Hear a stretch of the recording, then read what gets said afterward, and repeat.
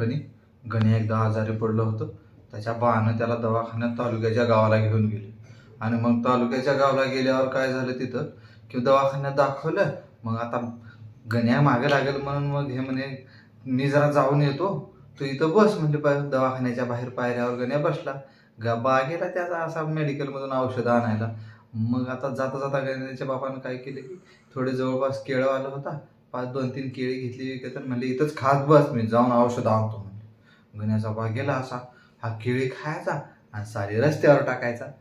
तितक्यात काय झालं, एक सुंदर मुलगी तिकडून अशी हाय हिल सँडल घालून असा टकमक टकमक करत करत असे तिथून जावं लागले.